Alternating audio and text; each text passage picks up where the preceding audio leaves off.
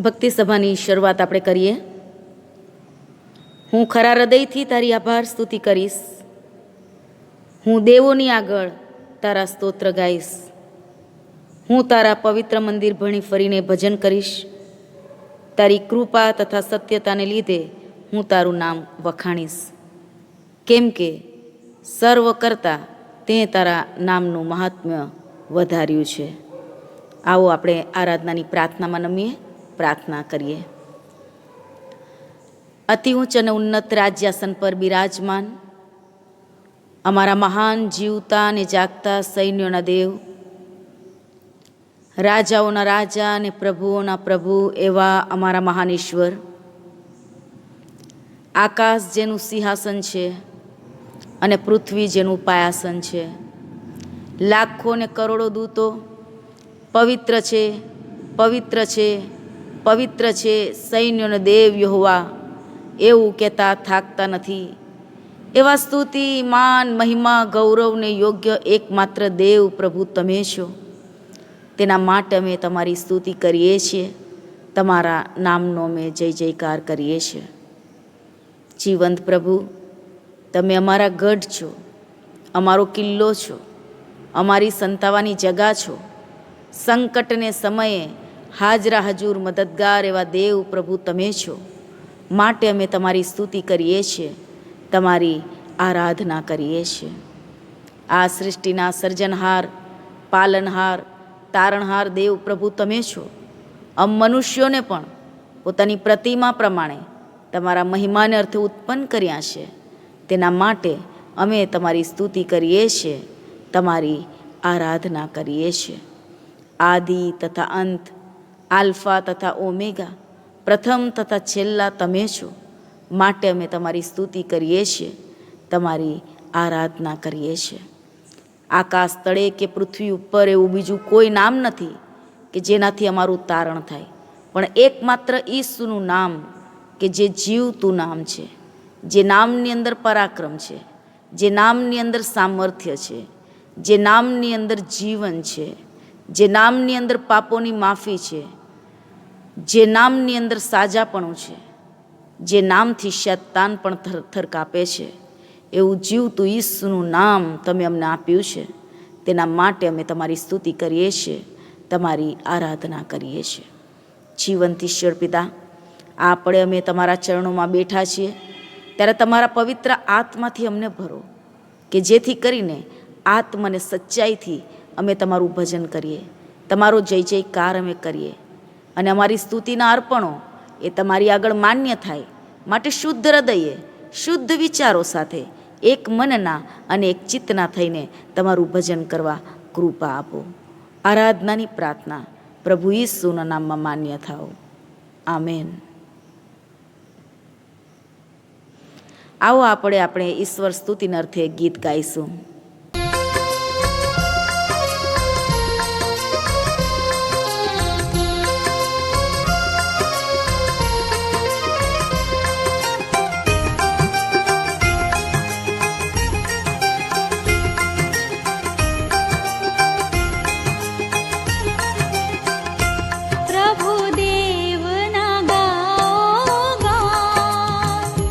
ત્રાતાનું સોનાવું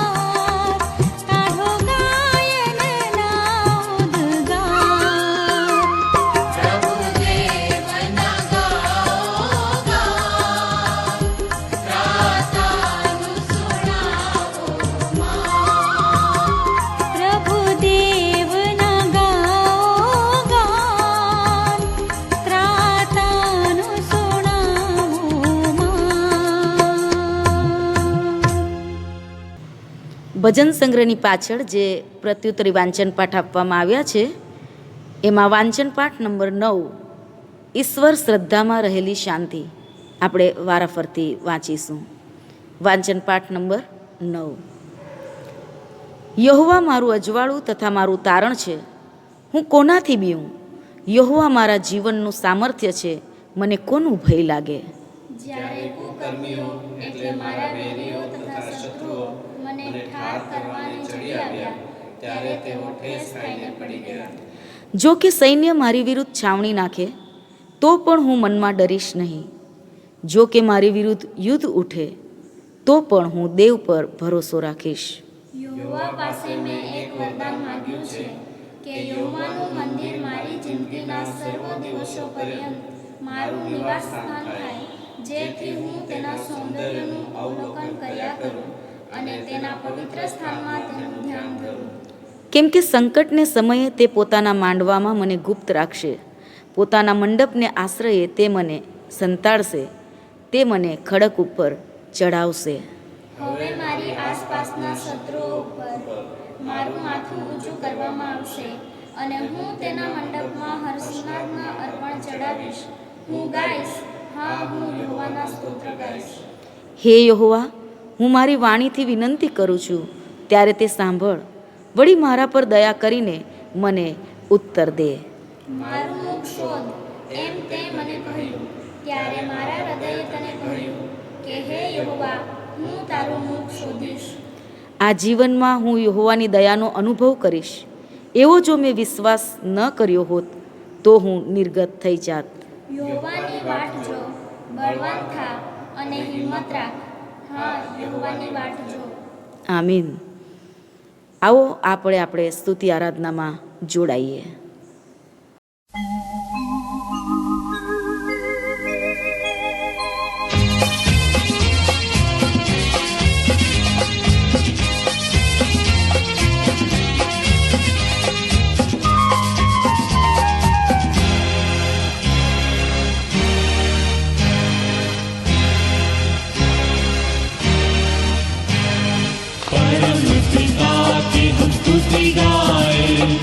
वो ही है जो बचाता हमें, परम पिता की हम स्तुति गाएं.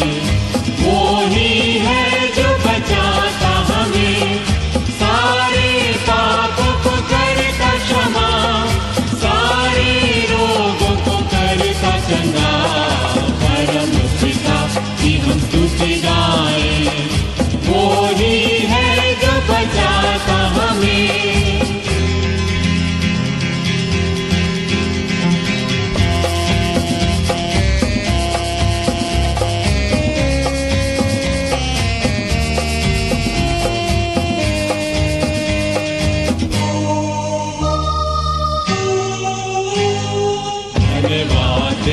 उसके आसनों में आनंद से आए, उसके चरणों में धन्यवाद दे. उसके आसनों में आनंद से आए, उसके चरणों में संगीत गाकर खुशी से मुक्ति की चट्टान को जय ललकारे. परम पिता की हम स्तुति गाएं. वो ही है जो बचाता हमें.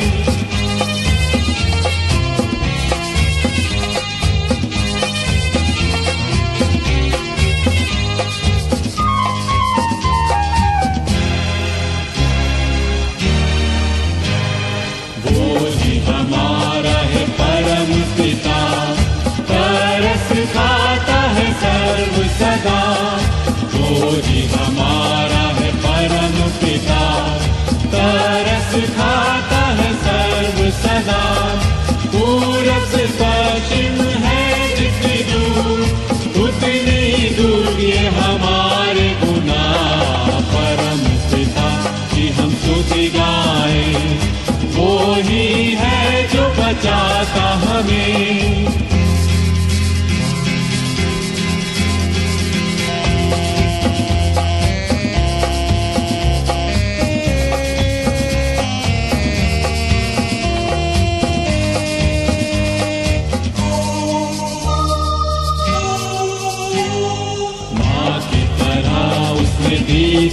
तसल्ली, दुनिया के खतरों में छोड़ा नहीं, माँ की तरह उसने दी तसल्ली, दुनिया के खतरों में छोड़ा नहीं, खालिस दूध है कलाम का दिया, और भी हमेशा की जिंदगी, परम पिता की हम स्तुति गाएं, वो ही है जो बचाता हमें।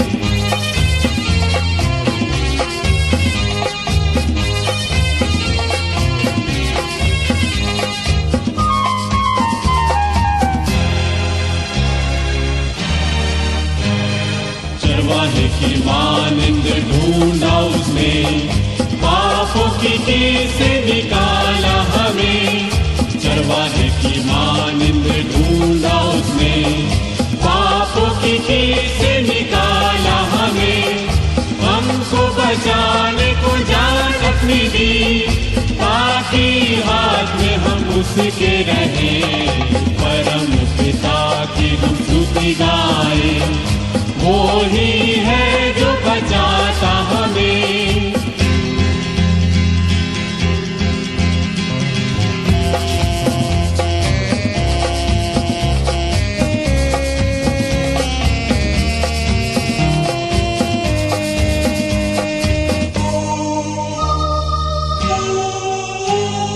घोंसले को बार बार तोड़कर उसने चाहा किसी के हम उड़ना उसे, घोंसले को बार बार तोड़कर उसने चाहा किसी के हम उड़ना उसे, पैरों पर उठाया उकाब की तरह, ताकि हमको चोट न लगे, परम पिता की हम स्तुति गाएं, वो ही है जो बचाता हमें, परम पिता की हम स्तुति गाएं, वो ही है जो बचाता हमें। આભાર સ્તુતિ અને પાપ કબૂલાતની પ્રાર્થનામાં આપણે નમીશું. પ્રાર્થના કરીએ. હું સર્વ સમયે યહોવાને ધન્યવાદ આપીશ, મારે મુખે તેની સ્તુતિ નિરંતર થશે. મારો આત્મા યહોવાને લીધે વડાઈ કરશે, દિન લોકો તે સાંભળીને આનંદ કરશે. મારી સાથે યહોવાને મોટો માનો અને આપણે એકઠા મળીને તેનું નામ બુલંદ માનીએ. મેં યહોવાનો શોધ કર્યો અને તેણે મને ઉત્તર આપ્યો ને મારા સર્વ ભયમાંથી મને છોડાવ્યો.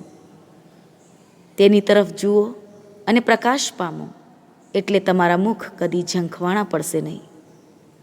આભાર માનતા સ્તુતિ કરતા પ્રભુ, અમે તમારા ચરણોમાં આવ્યા છીએ, ત્યારે અમે તમારા નામને ધન્યવાદ આપીએ છીએ આ સુંદર સમયને માટે જે તમે અમારા જીવનમાં આપ્યો છે. સવારથી લઈને અત્યાર સુધી તમે અમને સંભાળ્યા, અમારા દરેક કાર્યમાં તમે સહાયને મદદ કરી, શક્તિ, સામર્થ્ય, દોરવણી, માર્ગદર્શન અમને પૂરા પાડ્યા. અમે જ્યાં ગયા ત્યાં તમે અમને સંભાળ્યા, અને અત્યારે આ સાંજના સમયે પિતા પરમેશ્વર એક કુટુંબ તરીકે તમારા ચરણોમાં નમવાને માટે જે કૃપા તમે અમને આપી તેના માટે પ્રભુ અમે તમારો આભાર માનીએ છીએ, તમારા નામને અમે ધન્યવાદ આપીએ છીએ. જીવંત ઈશ્વર પિતા, અમે તમારો આભાર માનીએ છીએ, તમારો પ્રેમ, તમારી દયા અને તમારી કૃપાને માટે જે હંમેશા તમે અમારા પર કરો છો. તમારા ઉત્તમ આશીર્વાદોને માટે અમે તમારો આભાર માનીએ છીએ જે હંમેશા તમે અમારા પર વરસાવો છો. આ પૃથ્વી પર તમે અમને જીવન આપ્યું છે ત્યારે તમે અમને કદી પણ એકલા મૂકી દીધા નથી કે ત્યજી દીધા નથી, પરંતુ હર પલ હર ક્ષણ તમે અમારી સાથે ને પાસે રહો છો. આંખની કીકીની પેઠે તમે અમને સંભાળો છો, તમારી કૃપાની પાંખોની છાયા તળે તમે અમને સંતાડો છો, અને આ જીવનની મુસાફરીમાં તમે અમારા હમસફર બનીને અમારી સાથે ચાલો છો. તેના માટે અમે તમારો આભાર માનીએ છીએ, તમારા નામને અમે ધન્યવાદ આપીએ છીએ. જીવંત પ્રભુ, આ પૃથ્વી પર તમે અમને જીવન આપ્યું છે ત્યારે તમે અમને પારિવારિક જીવનની ભેટ આપી છે. કુટુંબની અંદર બાળકો રૂપી ધન તમે આપ્યું છે અને તેનો ઉછેર કરવાનો હક તમે અમને આપ્યો છે. તેના માટે અમે તમારો આભાર માનીએ છીએ. તમારા નામને અમે ધન્યવાદ આપીએ છીએ. આ પૃથ્વી પર અમે જ્યારે જીવન જીવીએ છીએ ત્યારે જીવન જીવતા જે કંઈ જરૂરિયાતો ઊભી થાય છે એ સઘળી જરૂરિયાતો પણ અમારા માગ્યા અગાઉ તમે જાણો છો. અને અમે માગીએ કે કલ્પીએ એના કરતાં વિશેષ તમે અમારા માટે કરો છો. તેના માટે અમે તમારો આભાર માનીએ છીએ. તમારા નામને અમે ધન્યવાદ આપીએ છીએ. જીવંત પ્રભુ, અમે તમારો આભાર માનીએ છીએ તમારા મહાન જીવિત વચનોને માટે, કે જે વચનો તમે અમને અમારી ભાષામાં આપ્યા છે અને એ વચનોની મારફતે રોજ ને રોજ તમે અમારી સાથે વાત અને વ્યવહાર કરો છો.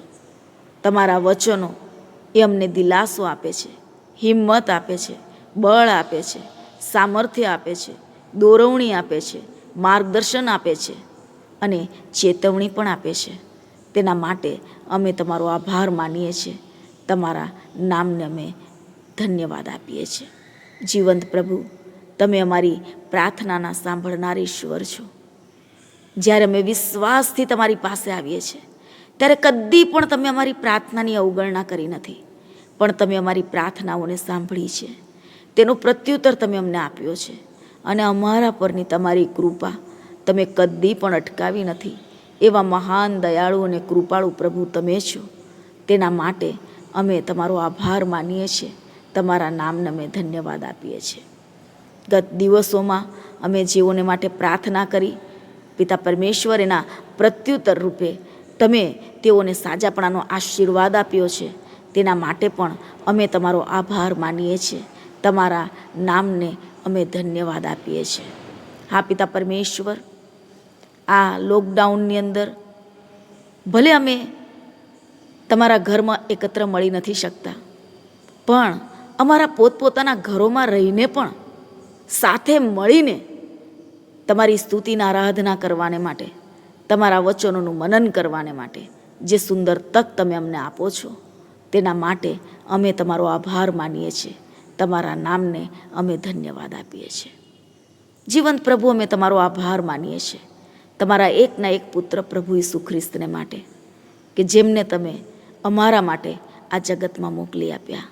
અને પ્રભુ ઈસુ ખ્રિસ્તમાં તમે અમને પાપોની માફી આપી છે, નવું જીવન આપ્યું છે, તારણનો અનુભવ કરાવ્યો છે, તમારા કુટુંબના સદસ્ય બનાવ્યા છે, અબ્બા અને પિતા કહેવાનો જે અધિકાર તમે અમને આપ્યો છે, તેના માટે અમે તમારો આભાર માનીએ છીએ. તમારા નામને અમે ધન્યવાદ આપીએ છીએ. જીવંત ઈશ્વર પિતા, તમે અમારા મહાન દયાળુ અને કૃપાળુ પ્રભુ છો. કોપ કરવે ધીમા અને કૃપા કરવામાં ઉતાવળિયા એવા મહાન ઈશ્વર પ્રભુ તમે છો. અમારા પાપ પ્રમાણે તમે અમારી સાથે વર્ત્યા નથી. અમારા અન્યાયના પ્રમાણમાં તમે બદલો વાળ્યો નથી. પણ જેટલું પૂર્વ પશ્ચિમથી દૂર છે તેટલા ઉલ્લંઘન તમે અમારાથી દૂર કર્યા છે. એવા પાપોની ક્ષમા દેનાર પ્રભુ તમે અમને મળ્યા છો. તેના માટે અમે તમારો આભાર માનીએ છીએ. તમારા નામને અમે ધન્યવાદ આપીએ છીએ. જીવંત ઈશ્વર પિતા, તમે અમારા માટે ઘણું બધું કર્યું છે અને કરો છો અને કરવાના છો. પણ તેમ છતાં ઘણી બધી વખત પ્રભુ પિતા અમે તમને દુઃખી કર્યા છે. અમારે જે ન બોલવું જોઈએ એ અમે બોલ્યા છે, જે ન કરવું જોઈએ એ અમે કર્યું છે, જ્યાં ન જવું જોઈએ ત્યાં અમે ગયા છે, જે ન સાંભળવું જોઈએ તે અમે સાંભળ્યું છે. અને એમ કરીને અમારા વાણી, વર્તન અને વ્યવહારની મારફતે અમે તમને દુઃખી કર્યા છે. ત્યારે પિતા પરમેશ્વર, આ પળે અમે જેવા છે તેવા તમારા ચરણોમાં આવ્યા છે અને અમારા પાપોની કબૂલાત અમે તમારી આગળ કરીએ છીએ, કે જેથી કરીને અમારી પ્રાર્થનાઓ અટકાવવામાં ન આવે. હા પ્રભુ પિતા, તમે અમને તમારા પુત્ર પ્રભુ ઈસુ ખ્રિસ્તના રક્તથી ધોઈને શુદ્ધ અને પવિત્ર કરો. પ્રભુ, અમારા સઘળા પાપોની માફી તમે અમને આપો અને એકની એક ભૂલ અમે વારંવાર ન કરીએ તે માટે પણ તમે અમને કૃપા આપો. અને જેવા તમે પવિત્ર છો તેવા અમે પણ પવિત્ર બનીએ અને પવિત્રતાની સુંદરતાએ અમે તમને ભજીએ એવી કૃપા ચાહતા આભાર, સ્તુતિને પાપ કબૂલાતની પ્રાર્થના પ્રભુ ઈસુના નામમાં માન્ય થાઓ. Amen, amen. આવો આપણે પ્રભુના વચનો તરફ જઈએ તે પહેલાં આપણે ગીત ગાઈશું. બાઇબલ મારી જિંદગી છે, બાઇબલ પ્રભુનું વચન. આ બાઇબલ મારી જિંદગી છે, આ બાઇબલ પ્રભુનું વચન. પ્રભુએ જગને દીધું છે મહામૂલ્યને ભેટ. આ બાઇબલ, આ બાઇબલ, આ બાઇબલ, આ બાઇબલ, આ બાઇબલ, આ બાઇબલ, આ બાઇબલ મારી જિંદગી છે, આ બાઇબલ પ્રભુનું વચન. આવો આપણે પવિત્ર શાસ્ત્ર ઉઘાડીએ. નીતિ વચન તેનો 3જો અધ્યાય. નીતિ વચન તેનો 3જો અધ્યાય, પહેલા વચનથી લઈને 8મા વચન સુધી. મારા દીકરા, મારું શિક્ષણ વિસરી ન જા. તારા હૃદયે મારી આજ્ઞાઓને સંગ્રહી રાખવી, કેમ કે તે તને દીર્ઘાયુષ્ય, આવરદાના વર્ષો તથા શાંતિની વૃદ્ધિ આપશે. કૃપા તથા સત્ય તારો ત્યાગ ન કરો. તેઓને તારે ગળે બાંધ, તેઓને તારા હૃદયપટ પર લખી રાખ. તેથી તું દેવ તથા માણસની નજરમાં કૃપા તથા સુકીર્તિ પામશે. તારા ખરા હૃદયથી યહોવા પર ભરોસો રાખ અને તારી પોતાની જ અક્કલ પર આધાર ન રાખ. તારા સર્વ માર્ગોમાં તેની આણ સ્વીકાર, એટલે તે તારા રસ્તા પાધરા કરશે. તું પોતાની નજરમાં જ્ઞાની ન થા. યહોવાનો ડર રાખીને દુષ્ટતાથી દૂર થા. તેથી તારું શરીર નિરોગી થશે અને તારા હાડકાં બળવંત રહેશે. પ્રભુ તેના વાંચેલા અને સાંભળેલા વચનો પર આશીષ આપો. આમીન. ભજન સંગ્રહની પાછળ જે પ્રેરિતોનું વિશ્વાસનામું આપવામાં આવ્યું છે, એ વિશ્વાસનામું આપણે બધા સાથે બોલીએ અને આપણો વિશ્વાસ આપણે જાહેર કરીએ. સર્વ સત્તાધારી ઈશ્વર પિતા, આકાશ તથા પૃથ્વીનો કરતા, તેના પર હું વિશ્વાસ કરું છું. વળી તેનો એકનો એક પુત્ર ઈસુ ખ્રિસ્ત આપણો પ્રભુ, તેના પર હું વિશ્વાસ કરું છું. તે પવિત્ર આત્મા દ્વારા ગર્ભે રહ્યો, કુંવારી મરિયમને ઉદરે જન્મ્યો, પોન્તિયુસ પિલાતની હકુમતમાં દુઃખ ભોગવ્યું, ક્રૂસે જડાયો, મરણ પામ્યો તથા દટાયો, અધઃ સ્થાનમાં ઉતર્યો. તે 3જે દિવસે મુએલામાંથી ઉત્થાન પામ્યો, સ્વર્ગમાં ચડી ગયો અને સર્વસમર્થ ઈશ્વર પિતાને જમણે હાથે બિરાજમાન છે. તે ત્યાંથી જીવતા તથા મુએલાનો ન્યાય કરવા સારું આવનાર છે. વળી પવિત્ર આત્મા પર હું વિશ્વાસ કરું છું અને પવિત્ર સાર્વત્રિક મંડળી, સંતોની સંગત, પાપોની ક્ષમા, દેહનું પુનરુત્થાન તથા અનંત જીવન, એ સર્વ હું માનું છું. આમીન. આવો આપણે મધ્યસ્થીની પ્રાર્થનામાં નમીએ, પ્રાર્થના કરીએ.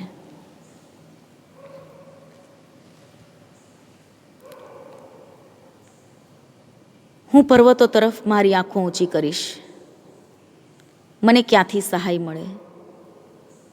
જે યહોવાએ આકાશ તથા પૃથ્વી ઉત્પન્ન કર્યા છે, તેના તરફથી મને સહાય મળે છે. પવિત્ર પ્રભુ, અમે તમારો આભાર માનીએ છીએ, તમારા નામને ધન્યવાદ આપીએ છીએ, કારણ કે તમે વચન આપનાર અને વચન પાળનાર એવા દેવ છો. તમે તમારા આપેલા વચનથી કદી પણ ફરી જતા નથી, પણ તમારું આપેલું વચન તમે તમારા સમય પ્રમાણે અમારા જીવનમાં અને પરિવારમાં પૂર્ણ કરો છો. તેના માટે અમે તમારો આભાર માનીએ છીએ. તમે કહ્યું છે કે માગો તો તમને અપાશે, શોધો તો તમને જડશે, અને ઠોકો તો તમારે સારું ઉઘાડવામાં આવશે. જો વિશ્વાસ રાખીને તમે પ્રાર્થનામાં માગશો તો સઘળું તમે પામશો. જીવંત ઈશ્વર પિતા, આપણે અમે તમારા ચરણોમાં આવ્યા છે ત્યારે અમે તમારી પાસે કૃપા ચાહીએ છીએ પ્રભુ. અમારા વિશ્વાસને તમે વધારો પ્રભુ, અમારા વિશ્વાસને તમે વધારો, કે જેથી કરીને જ્યારે પણ અમે તમારા ચરણોમાં આવીએ કોઈ પણ પ્રકારની શંકા લાવ્યા વગર પૂરેપૂરા વિશ્વાસ સાથે, ભરોસા સાથે અમે તમારા ચરણોમાં આવીએ. તે માટે તમે અમને સહાયને મદદ કરો. જીવંત ઈશ્વર પિતા, આપણે અમે તમારા ચરણોમાં આવ્યા છીએ ત્યારે સૌરાષ્ટ્ર વિભાગને માટે અને વિભાગની તમામ મંડળીઓને માટે અમે તમારો આભાર માનીએ છીએ. અને અમે તમારી પાસે કૃપા ચાહીએ છીએ પ્રભુ. સૌરાષ્ટ્ર વિભાગની તમામ મંડળીઓ અને મંડળીઓના તમામ પરિવારો કે જેઓ તમારા નામથી ઓળખાય છે, જેઓને તમે ખાસ હેતુને માટે અલગ અલગ શહેરની અંદર, ગામની અંદર પ્રસ્થાપિત કર્યા છે, ત્યારે પ્રભુ પિતા, તમારા લોક તરીકે તમને પસંદ પડતું જીવન જીવવાને માટે તમે પ્રત્યેકને સહાય અને મદદ કરો. હા પિતા પરમેશ્વર, દરેક વ્યક્તિ તમારી આધીનતામાં રહે, તમારા વચન પ્રમાણે જીવે, તે માટે તમારી કૃપા આપો. વ્યક્તિગત જીવનોમાં અને પારિવારિક જીવનોમાં પ્રાર્થનાની વેદી હંમેશા સળગતી રહે. અને પિતા પરમેશ્વર, દરેક પરિવારોની મારફતે ઈસુનું નામ પ્રગટ થાય, તે માટે દરેક પરિવારના વ્યક્તિઓને તમારા ડરમાં અને ભયમાં રહીને જીવન જીવવા અને કાર્ય કરવા તમે સહાય અને મદદ કરો, એવી કૃપા અમે તમારી પાસે ચાહીએ છીએ. જીવંત ઈશ્વર પિતા, અમે ખાસ કરીને પ્રાર્થના કરીએ છીએ એવા પરિવારોને માટે કે જે પરિવારોની અંદર પ્રશ્નો છે, જે પરિવારો એકબીજાથી દૂર થઈ ગયા છે, એવા પરિવારોને અમે તમારી પાસે લાવીએ છીએ. જીવંત પ્રભુ, એ પરિવારોની સાથે તમે વાત અને વ્યવહાર કરો. તેઓના પ્રશ્નોનું નિરાકરણ પ્રભુ તમે લાવો, કે જેથી કરીને તેઓ ફરી પ્રભુ ઈસુ ખ્રિસ્તમાં એક થાય અને એકબીજાની સાથે પ્રેમ અને સુમેળથી રહી શકે, એવી કૃપા અમે ચાહીએ છીએ. જીવંત પ્રભુ, અમે ખાસ કરીને પ્રાર્થના કરીએ છીએ એવા પરિવારોને માટે કે જે પરિવારો તમારાથી દૂર છે, ખ્રિસ્તી છે પણ હજુ સુધી ખ્રિસ્તની ઓળખ તેઓએ મેળવી નથી. ત્યારે પ્રભુ પિતા, અમે તેઓને પણ તમારી પાસે લાવીએ છીએ. તમારી સાચી ઓળખ પ્રાપ્ત કરવાને માટે તમે તેઓને કૃપા આપો, કે જેથી કરીને તેઓ માત્ર નામના ખ્રિસ્તીઓ નહીં, પરંતુ સાચા અર્થમાં ખ્રિસ્તને પ્રગટ કરનારા તમારા લોકો બને. તે માટે પ્રભુ, તમારી કૃપા તમે પૂરી પાડજો, એવી પ્રાર્થના અમે કરીએ છીએ. ગુજરાત ડાયોસિસને માટે, ડાયોસિસની કાર્યવાહક સમિતિને માટે, પાળક સાહેબો, સુવાર્તિકો, મિશનરીઓ, ડીકનો, જેઓ પૂર્ણ સમયની સેવાને માટે તેડાયેલા છે, એવા તમામને માટે પ્રભુ, અમે તમારી પાસે કૃપા ચાહીએ છીએ. જે તેડું તમે આપ્યું છે, એ તેડાને યોગ્ય થઈને ચાલવાને માટે તમારી કૃપા તમે પૂરી પાડો. તમારા પવિત્ર આત્માનું ભરપૂરીપણું આપો, કે જેથી કરીને તમારા આત્માના ભરપૂરીપણામાં થઈને ખૂબ જ અસરકારક સેવા તેઓ કરી શકે, અને પિતા પરમેશ્વર, ઘણા બધા આત્માઓને તમારા માટે જીતી શકે, એવી કૃપા અમે તમારી પાસે ચાહીએ છીએ. અમારા માનનીય બિશપ સાહેબને માટે પણ તમારો આભાર માનીએ છીએ. તેમના પરિવારને માટે અમે તમારી સ્તુતિ કરીએ છીએ, કે જેઓને તમે તમારી કૃપામાં ધરી રાખ્યા છે. આ પિતા પરમેશ્વર, ગુજરાતભરની મંડળીઓની મોટી જવાબદારી જ્યારે તમે તેમના સિરે મૂકી છે, ત્યારે એ જવાબદારી અદા કરવાને માટે તમે તમારા પવિત્ર આત્માનું ભરપૂરીપણું આપો. મંડળીઓના મૂંઝવતા પ્રશ્નો જ્યારે તેમની સામે આવે છે ત્યારે પ્રશ્નોનું નિરાકરણ કરવાને માટે સતત તમારા પવિત્ર આત્માની દોરવણી તેમને મળતી રહે અને તમારી સહાય થકી, તમારી દોરવણીને તમારા માર્ગદર્શન હેઠળ તેઓ એ દરેક પ્રશ્નોનું નિરાકરણ કરી શકે તે માટે પ્રભુ તમારી કૃપા પૂરી પાડો એવી પ્રાર્થના અમે કરીએ છીએ. જીવંત પ્રભુ, અમે ખાસ કરીને પ્રાર્થના કરીએ છીએ જે બીમાર ભાઈ બહેનો છે તેઓને માટે. આજે કંઈ કેટલા લોકો ભયંકર રોગોથી પીડાઈ રહ્યા છે. કંઈ કેટલા લોકો કોરોનાનો શિકાર બન્યા છે. ત્યારે પિતા પરમેશ્વર, એ તમામ બીમાર ભાઈ બહેનોને અમે તમારી પાસે લાવીએ છીએ. તમે ડૉક્ટરોના ડૉક્ટર, વૈદોના વૈદ એવા અમારા મહાન ઈશ્વર છો. સાજાપણું આપનાર દેવ તમે છો. ત્યારે તમારો મહાન સામર્થ્ય હાથ તેઓના તરફ તમે લંબાવો પ્રભુ. તમે તેમને સ્પર્શો, તમે તેમને સ્પર્શો અને તમારું પરાક્રમ, તમારું સામર્થ્ય, તમારા પુત્ર પ્રભુ ઈસુ ખ્રિસ્તનું પવિત્ર અને શુદ્ધ કરનારું રક્ત તેમના રગે રગની અંદર વહેતું મૂકવામાં આવે કે જેથી કરીને જે કાંઈ બીમારી તેઓના શરીરમાં છે, કોરોનાના જંતુ તેમના શરીરમાં છે, તો ઈસુ નાઝારીના નામની અંદર નષ્ટ કરવામાં આવે અને તેઓ તમારા સ્પર્શનો અનુભવ કરે અને તમારા તરફથી મળતું સાજાપણું પ્રાપ્ત કરે એવી કૃપા અમે તમારી પાસે ચાહીએ છીએ. જીવંત પ્રભુ, અમે ખાસ કરીને પ્રાર્થના કરીએ છીએ અમારા દેશને માટે, અમારા દેશના આગેવાનોને માટે. આગેવાની એ તો તમારા તરફથી મળે છે. ત્યારે પ્રભુ પિતા, જે સત્તા તેમને પ્રાપ્ત થઈ છે તેનો દુરુપયોગ ન થાય, પરંતુ તમારા ડરમાં ને ભયમાં રહીને પ્રમાણિકપણે તેઓ પોતાની ફરજ અદા કરે તે માટે તમારી કૃપા પૂરી પાડજો. અને અમારા દેશના લોકો પણ એકબીજાની સાથે પ્રેમ અને સુમેળથી રહી શકે તે માટે પ્રેમનો આત્મા, ઐક્યતાનો આત્મા તમે આપજો એવી કૃપા અમે ચાહીએ છીએ. ડૉક્ટરો, નર્સો, પોલીસ કર્મીઓ અને દેશના સૈનિકો કે જેઓ સરહદ પર પોતાની ફરજ અદા કરી રહ્યા છે, તમામને માટે અમે તમારી પાસે કૃપા ચાહીએ છીએ. તેઓની મહેનતને તમે આશીર્વાદિત કરો અને તમારું સુરક્ષારૂપી કવચ પ્રભુ તેઓની આજુબાજુ રહેવા દો કે જેથી કરીને પિતા પરમેશ્વર, તમારી સુરક્ષામાં રહીને તેઓ પોતાની ફરજ સારી રીતે અદા કરે એવી કૃપા અમે તમારી પાસે ચાહીએ છીએ. અતિવૃષ્ટિને કારણે જે તારાજી સર્જાઈ છે તેના માટે પણ અમે તમારી પાસે કૃપા ચાહીએ છીએ. ખાસ કરીને આસામ, બિહાર અને ઉત્તરાંચલ અને અન્ય જગ્યાઓ કે જ્યાં અતિવૃષ્ટિને કારણે લોકો મુશ્કેલીમાં મુકાયા છે.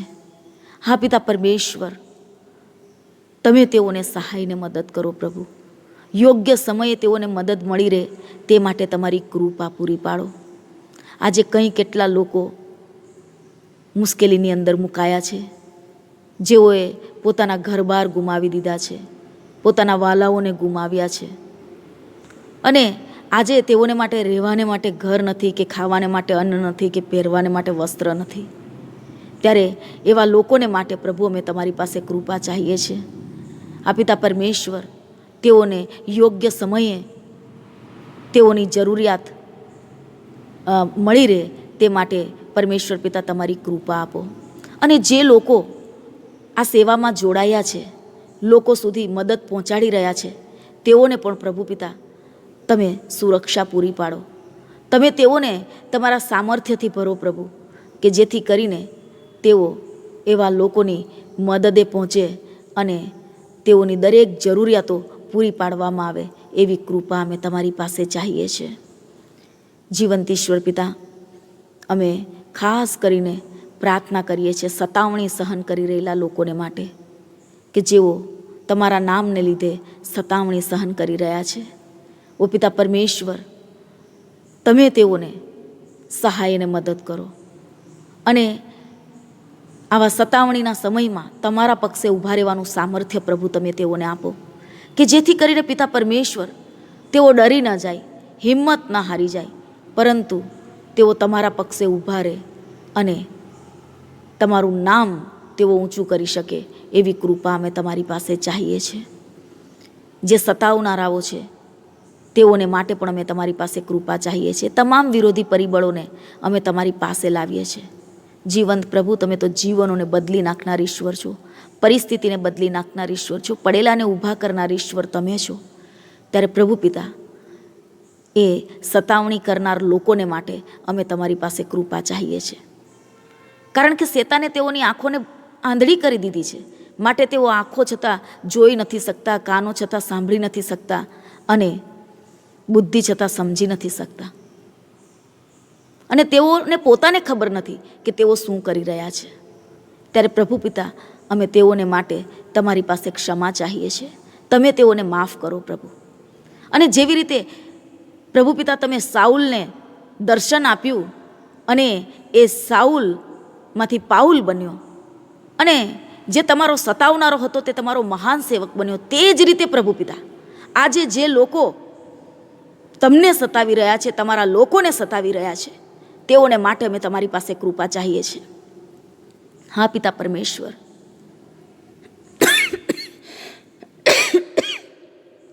તમે તેઓની સાથે વાત અને વ્યવહાર કરો કે જેથી કરીને પિતા પરમેશ્વર આજના જે તમારા સતાવનારા છે એ આવતીકાલના તમારા મહાન સેવકો બને એવી કૃપા અમે તમારી પાસે ચાહીએ છીએ. અત્યારે પિતા પરમેશ્વર અમે તમારા વચનો તરફ જનાર છે, ત્યારે પણ તમારા વચનો સમજવાને માટે તમે અમને સમજણ શક્તિનો આત્મા આપજો કે જેથી કરીને અમે તમારા વચનોને સ્પષ્ટપણે સમજીએ, અમારા જીવનોમાં ઉતારીએ અને તમારા વચનો પ્રમાણે ચાલનાર તમારા બાળકો બનીએ એવી કૃપા ચાહીએ છીએ. આ અમારી મધ્યસ્થીની પ્રાર્થના અમારા વાલા મધ્યસ્થ પ્રભુ ઈસુના નામમાં માગીએ છીએ. Amen, amen. પ્રભુના વચનો તરફ આપણે જઈએ તે પહેલાં આપણે એક ગીત ગાઈશું.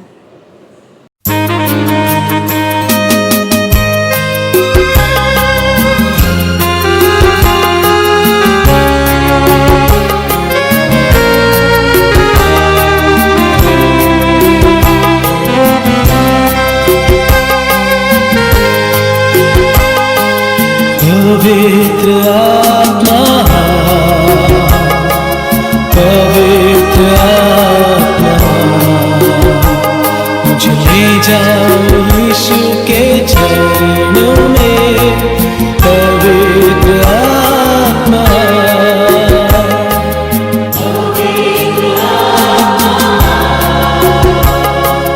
पवित्र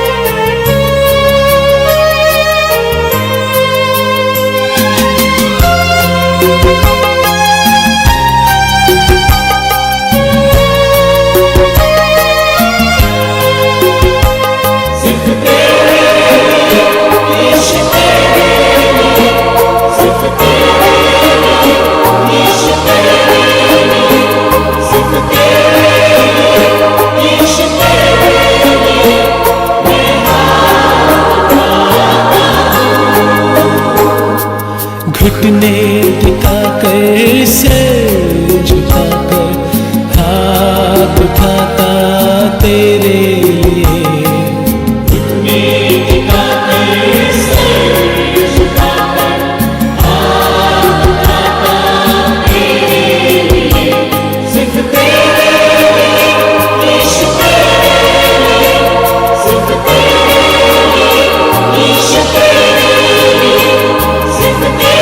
लिए यीशु, तेरे लिए सिर्फ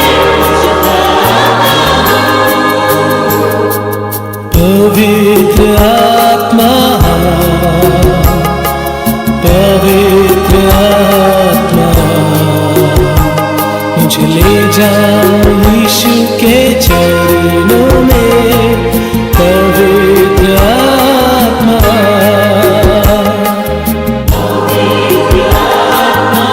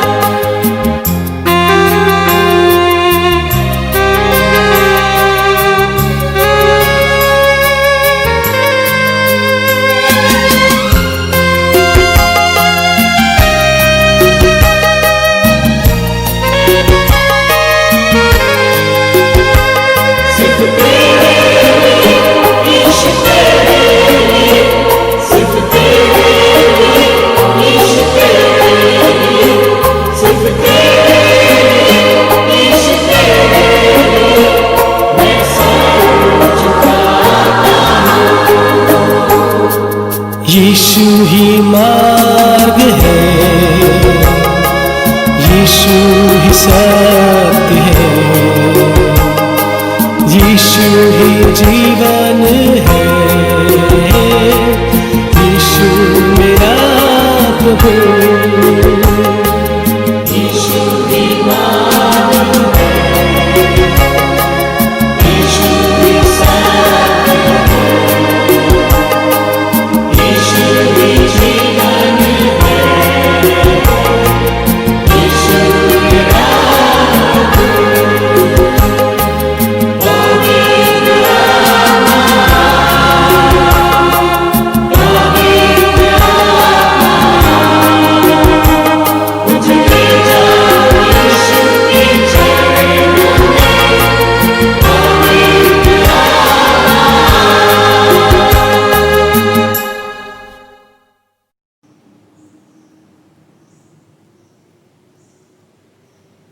પ્રભુ ઈસુ ખ્રિસ્તના નામમાં આપ સર્વને પ્રેમી સલામ, જય મસીહ કી. જે શાસ્ત્ર ભાગ આપણે વાંચ્યો તેના આધારે આપણે થોડો સમય પરમેશ્વરના વચનોમાંથી મનન કરવા માગીએ છીએ. આજે લોકો અલગ અલગ પ્રકારના ભયથી પીડાઈ રહ્યા છે. કોઈકને અંધારાની બીક લાગે છે, તો કોઈકને વળી પાણીની બીક લાગે છે, કોઈકને આગની બીક લાગે છે, તો કોઈકને નિષ્ફળતાની બીક લાગે છે, અને જો વિદ્યાર્થી હોય તો વિદ્યાર્થીને પરીક્ષાની બીક લાગે છે, અને કોઈકને વળી શૈતાનની બીક લાગે છે, કોઈકને મરણની બીક લાગે છે. અને જો હાલની પરિસ્થિતિ તરફ જો આપણે જોઈએ તો બધાને જ કોરોનાની બીક લાગે છે. એવું કહેવાય છે કે લોકો દર 3 મિનિટે કોઈક ને કોઈક ભયથી પીડાતા હોય છે. પણ આજે જે વિષય પર આપણે વિચાર કરવા માંગીએ છીએ એ તો છે પરમેશ્વરની બીક. પરમેશ્વરની બીક. જો આપણે પરમેશ્વરના વચનોનો અભ્યાસ કરીએ તો ત્યાં વારંવાર પરમેશ્વરનું ભય રાખવાની વાત કરવામાં આવી છે. તો હવે પ્રશ્ન એ થાય કે શા માટે આપણે પરમેશ્વરની બીક રાખવાની છે? શું આપણો પરમેશ્વર એટલો બધો ભયંકર છે? શું આપણો પરમેશ્વર એટલો બધો ડરામણો છે? આપણને ડર લાગે છે? તેનો જવાબ છે ના. વલાઓ, પવિત્ર શાસ્ત્રમાં જે બીકની વાત કરવામાં આવી છે એ હૃદયમાં દહેશત ઉપજાવે એવી બીકની વાત નથી કરવામાં આવી, પણ હૃદયમાં આદરમાન જગાવે એ બીકની વાત કરવામાં આવી છે. પરમેશ્વરની બીક રાખવી અર્થાત પરમેશ્વરનો આદર કરવો, જે તેમની ઈચ્છા પ્રત્યે સમર્પણ દ્વારા અભિવ્યક્ત કરવામાં આવે છે. પરમેશ્વરની ઈચ્છાને આધીન થવું, આજ્ઞાકારી થવું. સભા શિક્ષક તેનો 12મો અધ્યાય અને 13મા વચનમાં જણાવવામાં આવ્યું છે કે દેવનું ભય રાખ, તેની આજ્ઞા પાળ, દરેક મનુષ્યની સંપૂર્ણ ફરજ એ જ છે. બહુ જ સ્પષ્ટ અહીં પ્રભુનું વચન આપણને જણાવે છે કે દેવનું ભય રાખ, તેની આજ્ઞા પાળ, દરેક મનુષ્યની સંપૂર્ણ ફરજ એ જ છે. આ એ વાતને પ્રદર્શિત કરે છે કે પરમેશ્વરનું સાચું માન સન્માન એ આજ્ઞા પાલન દ્વારા પ્રગટ થવું જોઈએ. પરમેશ્વરનું સાચું માન સન્માન એ આજ્ઞા પાલન દ્વારા પ્રગટ થવું જોઈએ. આપણા સંપૂર્ણ જીવન વ્યવહારમાં પરમેશ્વરનું માન અને સન્માન જળવાય એ ખૂબ જ જરૂરનું છે. નીતિવચન તેનો 8મો અધ્યાય અને 13મું વચન જણાવે છે કે દુષ્ટતાનો ધિક્કાર કરવો એ જ યહોવાનું ભય છે. દુષ્ટતાનો ધિક્કાર કરવો એ જ યહોવાનું ભય છે. અર્થાત જે બાબતો પરમેશ્વરને પસંદ નથી એવી બાબતોનો ધિક્કાર કરવો, એવી બાબતોથી પોતાની જાતને દૂર રાખવી. તો વાલાઓ, આપણે પરમેશ્વરના બાળકો તરીકે જ્યારે જીવન જીવીએ છીએ ત્યારે શું સાચા અર્થમાં આપણે પરમેશ્વરની બીક રાખીએ છીએ? તેમનું માન અને સન્માન આપણે જાળવીએ છીએ? કારણ કે જે ઈશ્વરને આપણે ભજીએ છીએ એ તો અંતઃકરણને પારખનાર એવા ઈશ્વર છે. આપણા વિચારોને વેગળેથી સમજે છે. આપણી જીભની બધી વાતોને પૂરેપૂરી જાણે છે. આપણે તેમનાથી કશું જ છુપાવી શકીએ તેમ નથી. પ્રભુને ખબર છે કે આપણે કેવા હૃદયે તેમની પાસે આવીએ છીએ, કેવા હૃદયે આપણે તેમનું ભજન કરીએ છીએ. પ્રભુ બધું જ જાણે છે. યશાયા 29:13 કહે છે કે આ લોક તો મારી પાસે આવે છે, આ લોક તો મારી પાસે આવે છે ને પોતાના મોંથી અને હોઠોથી મને માન આપે છે, પણ તેમણે પોતાનું હૃદય મારાથી વેગળું રાખ્યું છે ને તેઓમાં મારી જે બીક છે તે કેવળ પાઠે કરેલી માણસની આજ્ઞા છે. ભલા બહુ જ સ્પષ્ટ રીતે અહીં પરમેશ્વર કહે છે કે આ લોક મારી પાસે આવે છે, પણ તેઓ માત્ર હોઠોથી મોંથી મને માન આપે છે, પણ તેઓના હૃદય જે છે એ તો મારાથી વેગળા છે. અહીં જે કહેવાનો ભાવાર્થ છે તે એ જ છે કે જે સાચા હૃદયથી પ્રભુની પાસે જવું જોઈએ એમ નહીં, પણ માત્ર શબ્દો, સારા સારા શબ્દો બોલવાના, બાહ્ય દેખાડો, જે સાચા હૃદયની આરાધના હોવી જોઈએ એવી નહીં, પણ કરવા ખાતર કરી લેવાની. જ્યારે આપણે જીવતા ઈશ્વરની આરાધના કરીએ છીએ ત્યારે એ આરાધનામાં એ હૃદય રેડાઈ જવું જોઈએ, ખરા ભાવ સાથે આરાધના કરવી જોઈએ. પણ અહીં પ્રભુ કહે છે કે તેઓએ પોતાનું હૃદય મારાથી વેગળું રાખ્યું છે, તેઓએ પોતાનું હૃદય મારાથી દૂર રાખ્યું છે. જે ખરા અંતઃકરણ સાથે ભક્તિ કરવી જોઈએ એવી ભક્તિ તેઓ કરતા નથી, પણ માત્ર મોંથી અને હોઠોથી તેઓ મારી ભક્તિ કરે છે. અને આગળ કહે છે કે ને તેઓમાં મારી જે બીક છે એ કેવળ પાઠે કરેલી માણસની આજ્ઞા છે. તેઓમાં મારી જે બીક છે એ કેવળ પાઠે કરેલી માણસની આજ્ઞા છે. અર્થાત બીક છે પણ થોડી ઘણી, પણ એમાં પણ એની પાછળનો ઈરાદો એ માણસને ખુશ કરવાનો છે, નહીં કે પરમેશ્વરને ખુશ કરવાનો. પાઠે કરેલી માણસની આજ્ઞા અર્થાત માણસે બનાવેલા રીત રિવાજો, જે માણસે નિયમો બનાવ્યા છે એને બરાબર ધ્યાનપૂર્વક પાળવા. જો એ નિયમ પ્રમાણે ના થયું હોય, થોડીક જ કંઈ ભૂલ થઈ ગઈ તો બહુ ગંભીર ગુનો બની જાય છે અને રાઈનો પહાડ બનાવી દેવામાં આવે છે.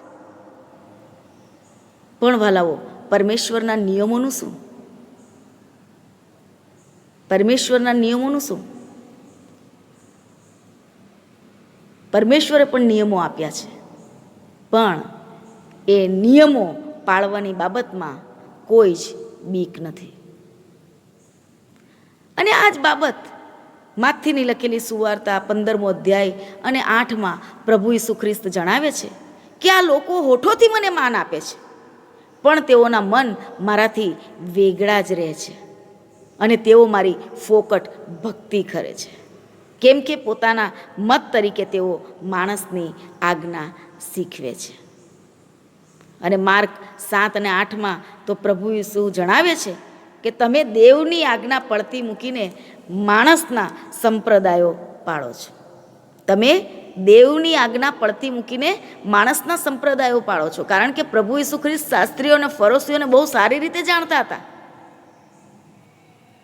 શાસ્ત્રીઓ અને ફરોશીઓ એ માત્ર બાહ્ય દેખાડો કરતા હતા, અને માટે જ પ્રભુ ઈસુ ખ્રિસ્ત તેમને બહુ કડક શબ્દોમાં કહે છે, માથી 23 અને 25માં, કે ઓ શાસ્ત્રીઓ અને ફરોશીઓ, ઢોંગીઓ, તમને અફસોસ, કેમ કે તમે થાળી વાટકો બહારથી સાફ કરો છો, પણ માહે જુલમથી તથા અન્યાયથી ભરેલા છો. પહેલાં થાળી વાટકો અંદરથી સાફ કર, તો તે બહારથી પણ સાફ થઈ જશે. 27મી કલમમાં કહે છે કે ઓ શાસ્ત્રીઓ અને ફરોશીઓ, ઢોંગીઓ, તમને અફસોસ, તમે દોડેલી કબર જેવા છો, જે બહારથી દેખાય છે શોભાયમાન, પણ માહે મૂળદાના, હાડકા ને હરેક અશુદ્ધિપણાએ ભરેલી છે.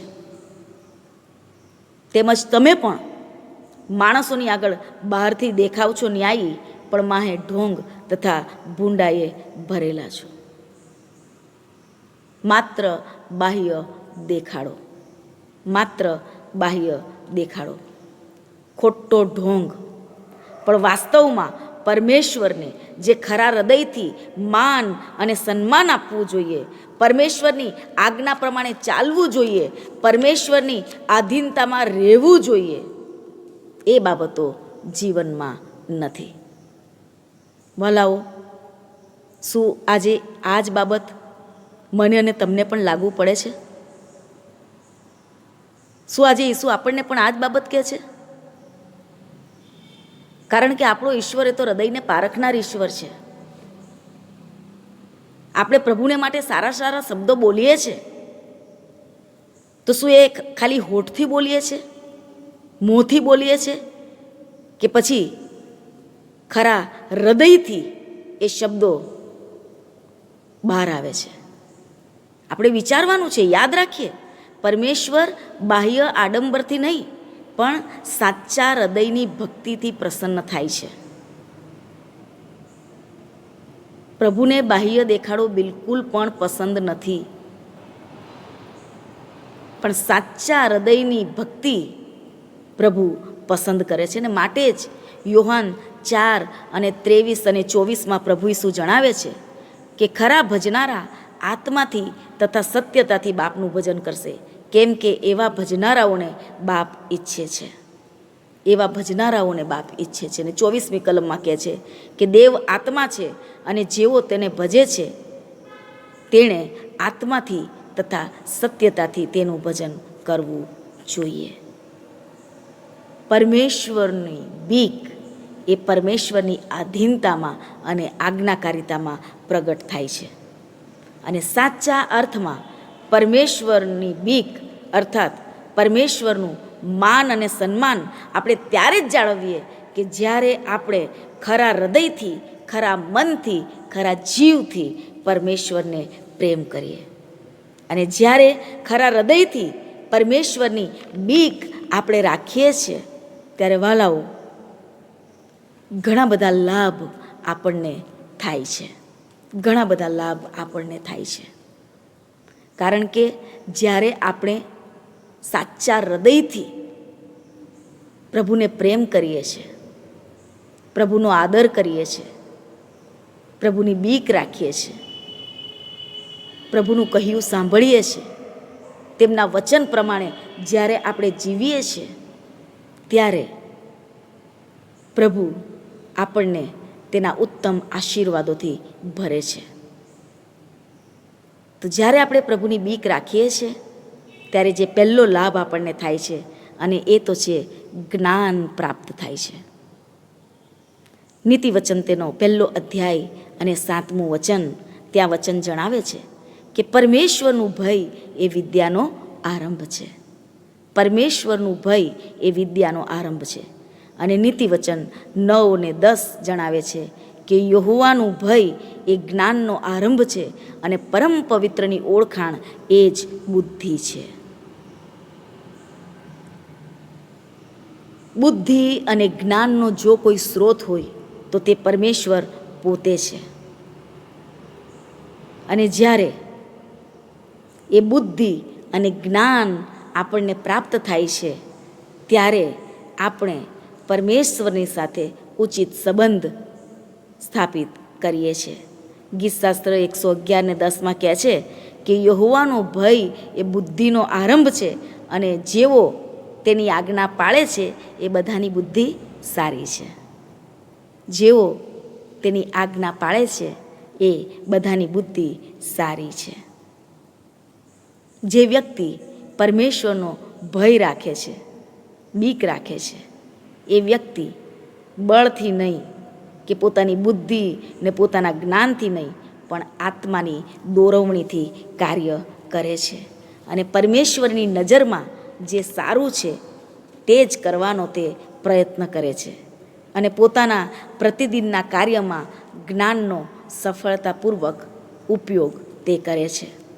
યુસુફનો જ દાખલો આપણે લઈએ. યુસુફ એ પરમેશ્વરનું ભય રાખનારો હતો, પરમેશ્વરની આધીનતામાં રહેનારો હતો, પરમેશ્વરની આજ્ઞા માનનારો તે હતો. એના જીવનમાં સંકટ આવ્યું પણ એ સંકટના સમયમાં પણ પ્રભુથી દૂર ના થયો, પણ જીવનમાં હંમેશા એણે પ્રભુની બીક રાખી. દરેક પરિસ્થિતિમાં પરમેશ્વરનું આદર માન તેણે જાળવ્યું. એણે બંદીખાનામાં જવું પડ્યું પણ એ બંદીખાનામાં પણ પરમેશ્વરને વિશ્વાસુ રહ્યો. અને જ્યારે તે બંદીવાન હતો તે જ તુરંગની અંદર રાજાના પાત્રવાહક અને ભઠિયારાને પણ કેદ કરવામાં આવ્યા. અને એક રાત્રે આ બંનેઓને સ્વપ્ન આવ્યું અને સવારે આ બંને જણ એકદમ ઉદાસ બેઠા હતા. અને જ્યારે યુસુફ તેઓને જુએ છે ત્યારે તેઓને કહે છે કે તમે કેમ ઉદાસ દેખાવ છો? અને તેઓ જણાવે છે કે અમને સ્વપ્ન આવ્યું અને તેનો અર્થ અમને કોઈ પણ બતાવી શકે એવું નથી. અને ત્યારે યુસુફ કહે છે કે અર્થ બતાવો એ શું દેવનું કામ નથી? કૃપા કરીને મને કહો. અને આ પાત્રવાહક અને ભઠિયારો બંને જણ પોતાનું સ્વપ્ન આ યુસુફને કહી બતાવે છે. અને આ યુસુફ તેઓના સ્વપ્નનો અર્થ કહી બતાવે છે. અને યુસુફે જે રીતે તેઓને કહ્યું હતું તે જ પ્રમાણે આ પાત્રવાહકને તેની પાત્રવાહકની પદવી પર પાછો રાખવામાં આવે છે જ્યારે ભઠિયારાને ફાંસી આપવામાં આવે છે. અને તેના 2 વર્ષ પછી રાજાને પણ સ્વપ્ન આવે છે. એનો અર્થ કોઈ બતાવી શક્યું નહીં. ત્યારે આ પાત્રવાહકને યાદ આવે છે કે હા, એક વ્યક્તિ છે કે જે અર્થ બતાવી શકે તેમ છે. અને ત્યારે એ આ વાત રાજાને જણાવે છે અને રાજા માણસ મોકલીને આ યુસુફને તેડવાને માટે મોકલે છે. અને વાલાઓ, જ્યારે આ યુસુફ રાજાની પાસે આવે છે ત્યારે ખૂબ જ સુંદર વાત અહીં આપણને જોવા મળે છે. આ યુસુફ રાજાને તેમના સ્વપ્નનો અર્થ કહી બતાવે છે. અને ત્યારે રાજા કહે છે કે જેનામાં દેવનો આત્મા હોય એવો આના જેવો શું કોઈ માણસ આપણને મળે? અને ફારૂને યુસુફને કહ્યું કે દેવે તને આ સર્વ દેખાડ્યું છે, માટે તારા જેવો બુદ્ધિમાન અને જ્ઞાની એ બીજો કોઈ નથી. તું મારા ઘરનો ઉપરી થા ને મારા સર્વ લોક તારી આજ્ઞા પ્રમાણે ચાલશે. એકલા રાજ્યસન પર હું જ તારા કરતાં મોટો હોઈશ. જા, મેં તને આખા મિસરનો ઉપરી ઠરાવ્યો છે. જ્ઞાન.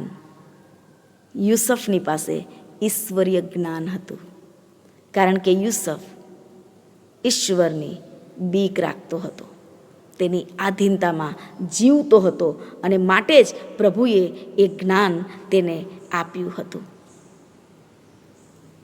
દાનિયેલનો જ દાખલો આપણે લઈએ. દાનિયેલ તેના 2 અધ્યાયની અંદર નબુકદનેસર રાજાની વાત આવે છે. આ નબુકદનેસર રાજાને સ્વપ્ન આવે છે અને તે ડરી જાય છે મંત્ર વિદ્યા જાણનારા, શકુન જાણનારા, ખાલદીઓને બધાને તે બોલાવે છે અને તેઓને સ્વપ્નનો અર્થ બતાવવાને માટે કહે છે. પણ રાજા તો એ સ્વપ્ન પોતે ભૂલી ગયા હોય છે. એમને પોતાને જ નથી ખબર હોતી કે એમને કયું સ્વપ્ન આવ્યું. અને માટે તે કહે છે કે તમે મને મારા સ્વપ્ન પણ કંઈ બતાવો અને તેનો અર્થ પણ કંઈ બતાવો. અને જો તમે મને નહીં કંઈ બતાવો તો તમારા કાપીને ટુકડે ટુકડા કરવામાં આવશે. અને ત્યારે ખાલદીઓ રાજાને ઉત્તર આપે છે. રાજાને કહે છે કે જે વાત રાજા જાણવા માંગે છે તે દુર્લભ છે.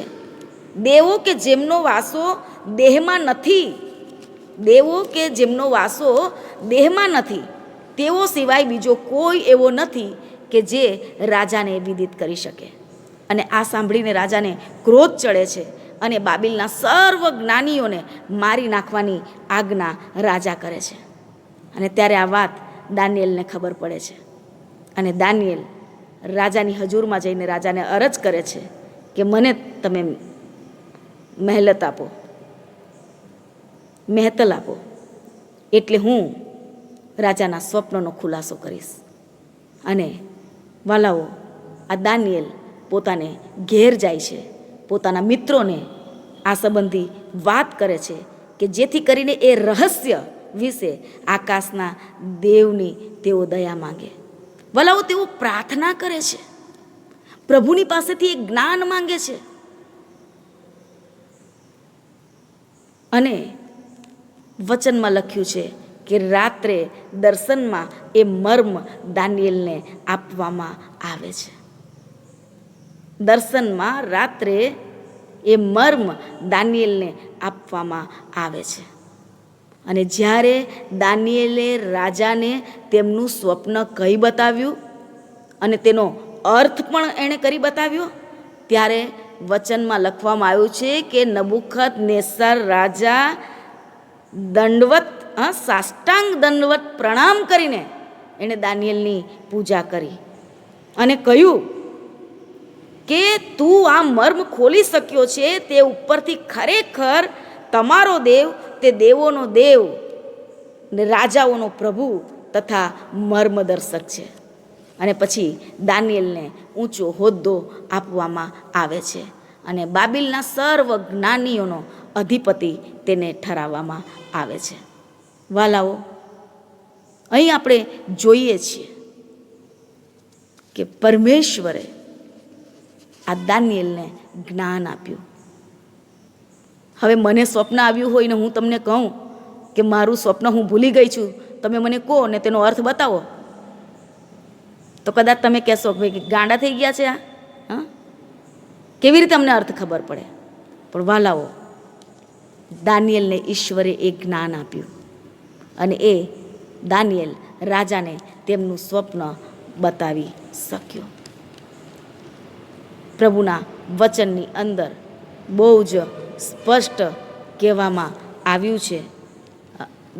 નીતિવચનો તેનો 2 અધ્યાય ત્યાં કહેવામાં આવ્યું છે કે જ્ઞાન તરફ મારી આજ્ઞાઓને તારી પાસે સંગ્રહી રાખીને જ્ઞાન તરફ તારો કાન ધરશે અને બુદ્ધિમાં તારું મન પોરવશે. જો તું વિવેક બુદ્ધિને માટે ઘાંટો પાડશે અને સમજણ મેળવવાને માટે ખંત રાખશે, જો તું રૂપાની પેઠે તેને ઢૂંઢશે અને દાટેલા દ્રવ્યની પેઠે તેની શોધ કરશે, તો તને યહોવાના ભયની સમજણ પડશે અને દેવનું જ્ઞાન તારે હાથ લાગશે. કેમ કે યહોવા જ્ઞાન આપે છે, તેના મુખમાંથી વિદ્યા તથા બુદ્ધિ નીકળે છે. ઈશ્વર જ્ઞાન આપે છે અને તેના મુખમાંથી વિદ્યા તથા બુદ્ધિ નીકળે છે. નીતિવચન તેનો 4 અધ્યાય અને 7 થી 9 કલમ જો જોઈએ તો ત્યાં પણ કહેવામાં આવ્યું છે જ્ઞાન એ જ મુખ્ય વસ્તુ છે, તેથી તે પ્રાપ્ત કર. તારી સગળી કમાણી ઉપરાંત બુદ્ધિ પ્રાપ્ત કર, તેનું સન્માન કર અને તે તને ઉચ્ચ પદવીએ ચડાવશે. તું તેને ભેટીશ તો તે તેને પ્રતિષ્ઠિત કરશે, તે તારા માથાને શોભાનો શણગાર પહેરાવશે ને તને તેજસ્વી મુગટ આપશે. આપણે જોયું કે યુસુફે પરમેશ્વરનું ભય રાખી, એની બીક રાખી અને માટે જ યુસુફને પ્રભુએ એક જ્ઞાન આપ્યું અને એ જ જ્ઞાન યુસુફને એ ઊંચાઈઓ પર લઈ ગયું. રાજા પછીનું બીજું સ્થાન તેને મળ્યું. દાનિયેલે ઈશ્વરની બીક રાખી. પ્રભુની પાસે તેણે જ્ઞાન માંગ્યું. પ્રભુની પાસે એ મર્મ તેણે માંગ્યો, એ રહસ્ય તેણે માંગ્યું અને પ્રભુએ તેને એ મર્મ આપ્યો. અને એ દાનિયેલનું જ્ઞાને જ એને એ ઊંચાઈઓ સર કરાવી. તો વાલાઓ, જ્યારે આપણે પરમેશ્વરની બીક રાખીએ છીએ ત્યારે પ્રભુ આપણને જ્ઞાનથી ભરે છે, પ્રભુ આપણને જ્ઞાન આપે છે.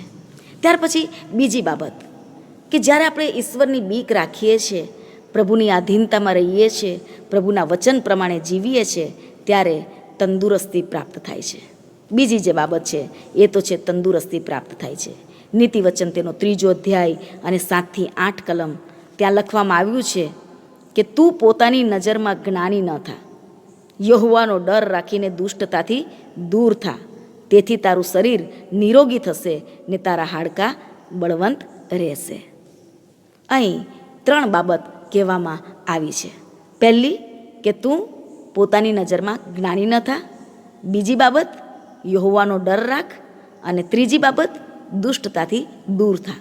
જો તું એમ કરશે તો અહીંયા વચન કહે છે કે તેથી તારું શરીર નિરોગી થશે અને તારા હાડકાં બળવંત રહેશે. પોતાની નજરમાં જ્ઞાની થવું એ અભિમાનને દર્શાવે છે. હું જ બુદ્ધિમાન છું, હું જ સમજદાર છું. અને એ અભિમાનને કારણે માણસ બીજાની સારી બાબતોને જોઈ શકતો નથી અને બીજાની પાસેથી તે શીખી શકતો પણ નથી. એને મન હું જે કરું છું તે જ બરાબર છે. અને અભિમાન એ માણસને ઈશ્વરથી દૂર કરી દે છે. અને જે વ્યક્તિ પરમેશ્વરથી દૂર થઈ જાય છે તેને જીવનમાં પરમેશ્વરનો ડર રહેતો નથી. અને જે જીવનમાંથી પરમેશ્વરનો ડર ચાલી જાય છે ત્યારે એ માણસ ભૂંડું કરતાં પણ અચકાતો નથી. અને એનું અભિમાન એને નાશ તરફ દોરી જાય છે. નીતિવચન 18 અને 12 કહેવામાં આવ્યું છે કે માણસનું હૃદય ગર્વિષ્ઠ થયા પછી નાશ આવે છે. અને નીતિવચન 16 અને 18 કહેવામાં આવ્યું છે કે અભિમાનનું પરિણામ નાશ છે અને ગર્વિષ્ઠ સ્વભાવનું છેવટ પાયમાલી છે. અભિમાન માણસને નીચે પાડી દે છે. પણ જે વ્યક્તિ પરમેશ્વરનું ભય રાખે છે, તેની આધીનતામાં જીવે છે, તેના વચન પ્રમાણે ચાલે છે, તો નીતિવચન 14 અને 27 કહેવામાં આવ્યું છે કે યહોવાનું ભય એ તો જીવનનો ઝરો છે, જે માણસને મોતના ફાંદામાંથી છોડાવે છે. અને નીતિવચન 19 અને 23 પ્રમાણે કે યહોવાનું ભય એ જીવનદાતા છે. યહોવાનું ભય એ જીવનદાતા છે. વાલાઓ, યાદ રાખીએ કે મન, શરીર અને આત્માના સાજાપણા માટેનો જો કોઈ બેસ્ટ ઈલાજ હોય તો તે છે પરમેશ્વરનું જીવતું વચન. પરમેશ્વરનું જીવતું વચન. અને જ્યારે આપણે પરમેશ્વરના વચનને આધીન થઈએ છીએ ત્યારે શારીરિક, માનસિક, આધ્યાત્મિક અને આર્થિક તંદુરસ્તી આપણે પ્રાપ્ત કરીએ છીએ. કારણ કે આ પ્રભુના વચનોની અંદર જીવન છે. પ્રભુના વચનોની અંદર જીવન છે. અને પ્રભુના વચનોની અંદર બહુ જ સ્પષ્ટ રીતે આપણને જણાવવામાં આવ્યું છે કે તે તારા સગળા પાપ માફ કરે છે, તે તારા સર્વ રોગ મટાડે છે, તે ઉત્તમ વસ્તુથી તારા મોઢાને તૃપ્ત કરે છે, જેથી ગરુડની પેઠે તારી જુવાની તાજી કરાય છે. પ્રભુનું વચન એ આપણને પાપ કરતાં અટકાવે છે. પ્રભુનું વચન એ આપણને શુદ્ધ કરે છે. પ્રભુનું વચન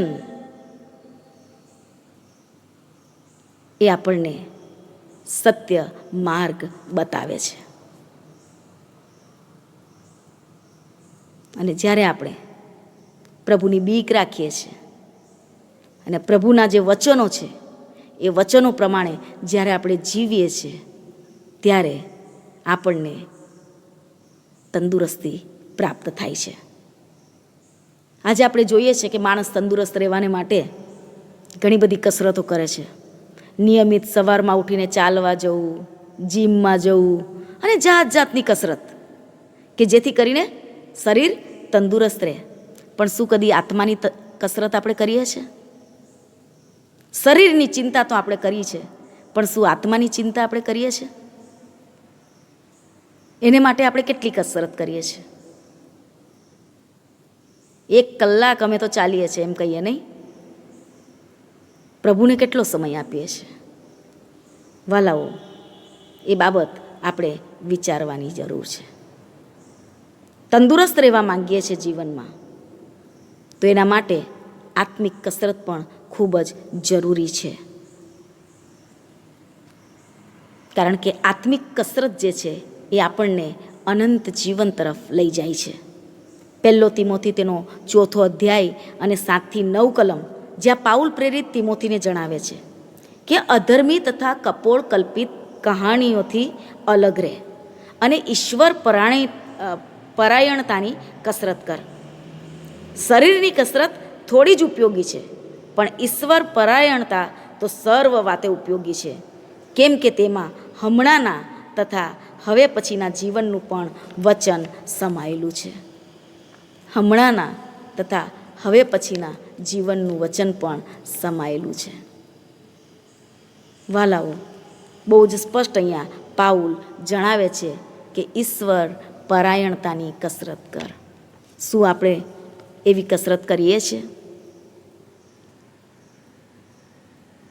શું આપણે પ્રાર્થના કરીએ છીએ? પ્રભુનું વચન નિયમિત વાંચીએ છીએ? કેટલો સમય આપણે પ્રભુની સાથે ગાળીએ છીએ? આપણે વિચારવાની જરૂર છે. અયુબનો જ દાખલો આપણે લઈએ.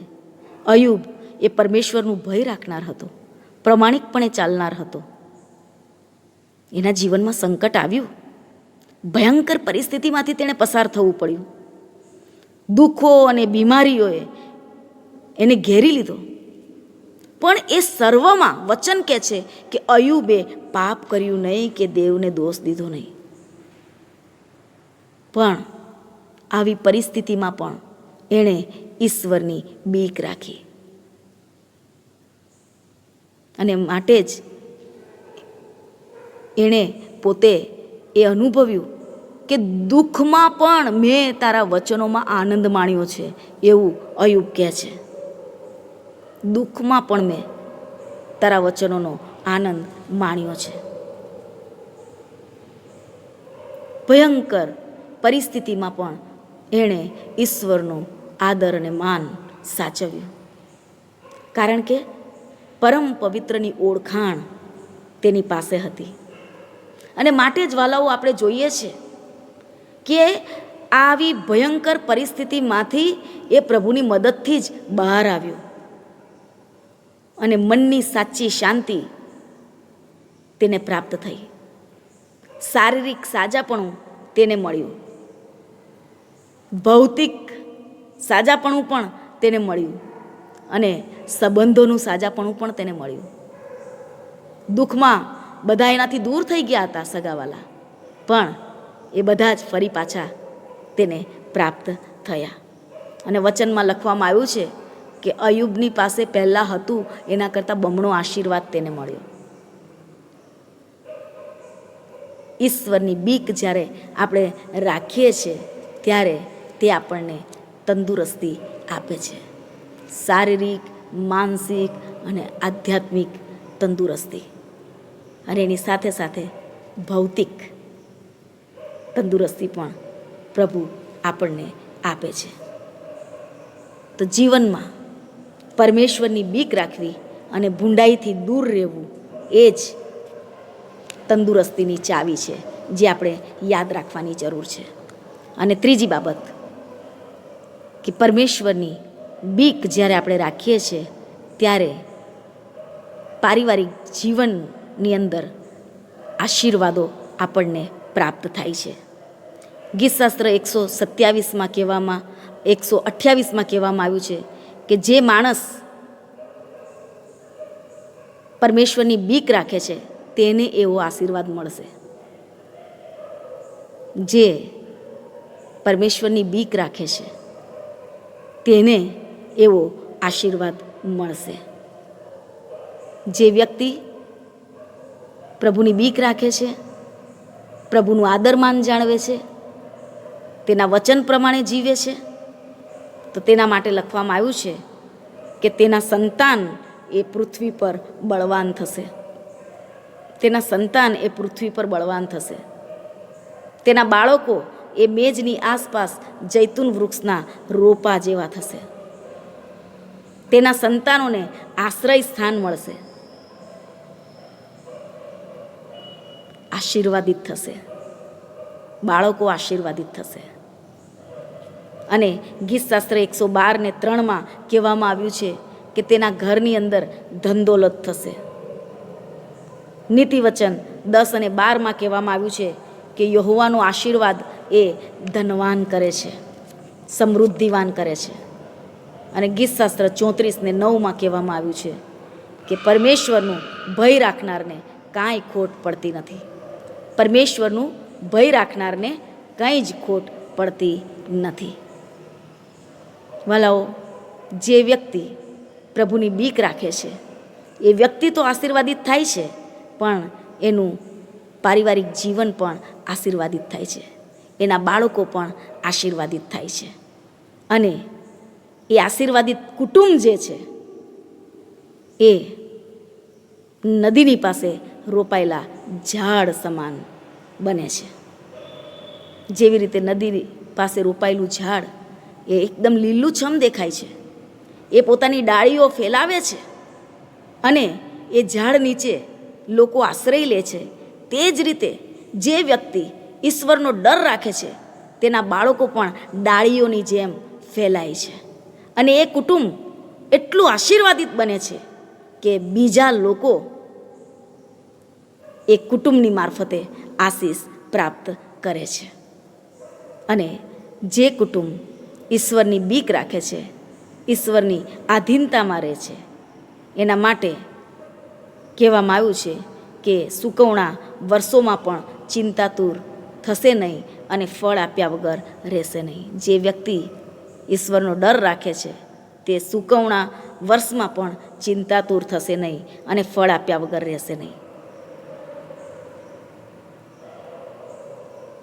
ફળવંત જીવન, જેમાં એ પવિત્ર આત્માના ફળો જોવા મળે છે. પરમેશ્વરની બીક રાખનાર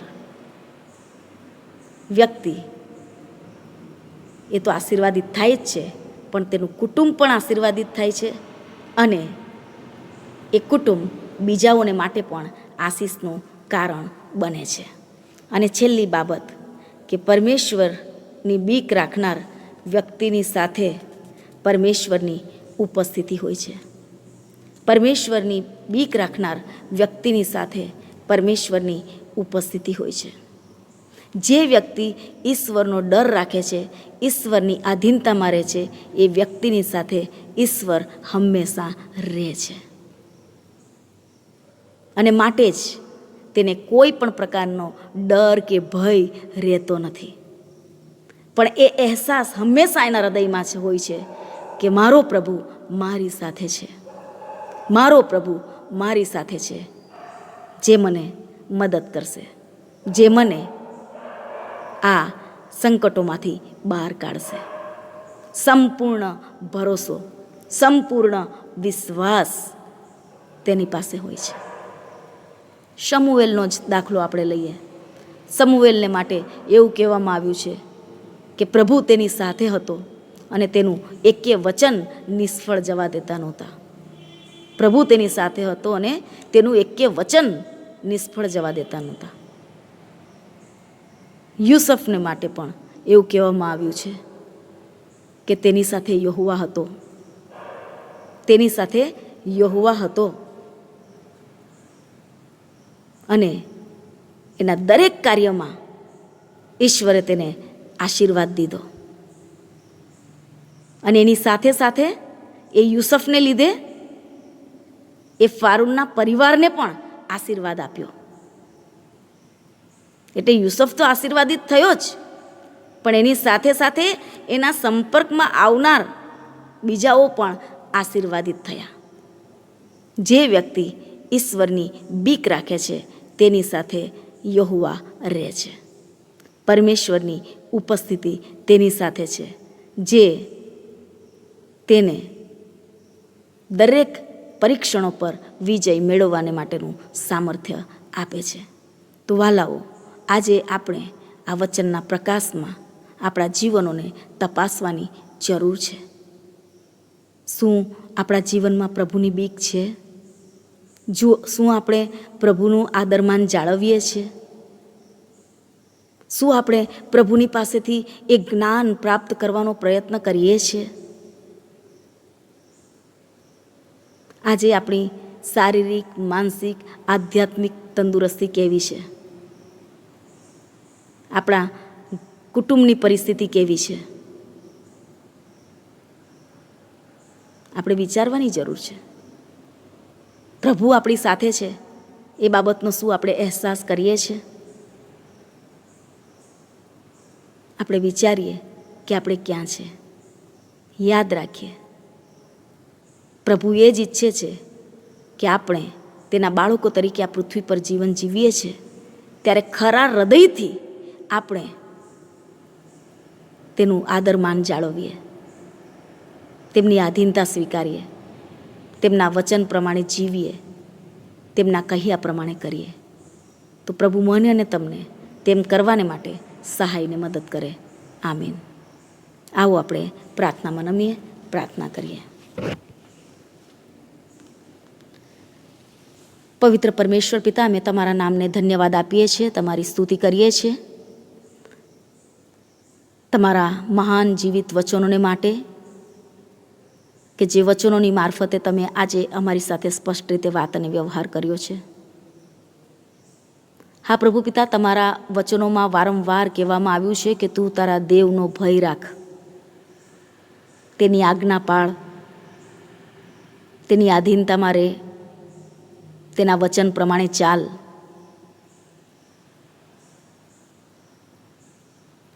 આ વચનના પ્રકાશમાં જ્યારે અમે અમારા જીવનો તરફ દ્રષ્ટિ કરીએ છીએ ત્યારે ખરેખર પ્રભુ જે માન અમારે તમને આપવું જોઈએ એ માન અમે તમને આપી શક્યા નથી. પણ અમારા વાણી, વર્તન અને વ્યવહારની મારફતે અમે વારંવાર તમને દુઃખી કર્યા છે. જે જ્ઞાનની શોધ અમારે કરવી જોઈએ એ જ્ઞાનની શોધ અમે કરી નથી, અને જે નાશવંત વાનાઓ છે એની શોધમાં અમે લાગ્યા છે. પણ તમારું વચન તો અમને કહે છે કે તું જ્ઞાન પ્રાપ્ત કર,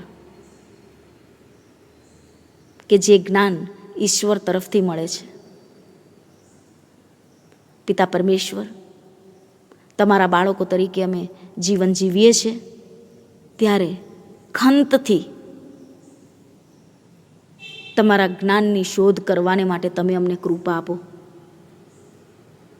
કે જેથી કરીને અમે તમારી પાસેથી જ્ઞાન મેળવીએ, બુદ્ધિ મેળવીએ, અને આ જીવન અમે એવી રીતે જીવીએ કે એ જીવનની મારફતે ઈસુ પ્રગટ થાય. એ જીવન બીજાઓને માટે ઠોકરનું કારણ નહીં પણ આશીષનું કારણ બને. એવું જીવન જીવવા તમે અમને સહાયને મદદ કરો. અને પિતા પરમેશ્વર,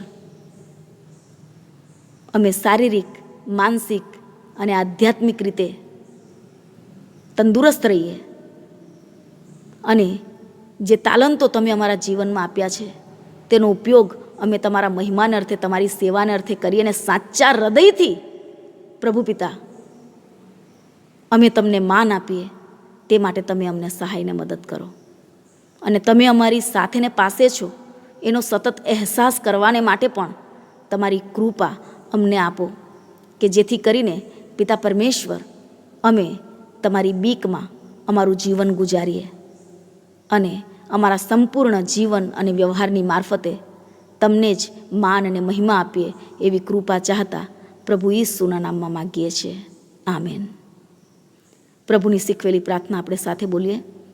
ઓ આકાશમાં અમારા બાપ, તમારું નામ પવિત્ર મનાવો, તમારું રાજ્ય આવો, જેમ આકાશમાં તેમ પૃથ્વી પર તમારી ઈચ્છા પૂરી થાવ. દિવસની અમારી રોટલી આજ અમને આપો. જેમ અમે અમારા ઋણીઓને માફ કર્યા છે તેમ તમે અમારા ઋણો અમને માફ કરો. અમને પરીક્ષણમાં ન લાવો, પણ બુંડાઈથી અમારો છૂટકો કરો. કેમ કે રાજ્ય, પરાક્રમ તથા મહિમા સર્વકાળ સુધી તમારા જ છે. આમેન. હવે આપણા પ્રભુ ઈસુ ખ્રિસ્તની કૃપા, ઈશ્વર પિતાનો પ્રેમ અને પવિત્ર આત્માની દિવ્ય સંગત હમણાંથી તે સદા સર્વકાળ સુધી આપણ સર્વની સાથે હોજો. આમેન. આમેન.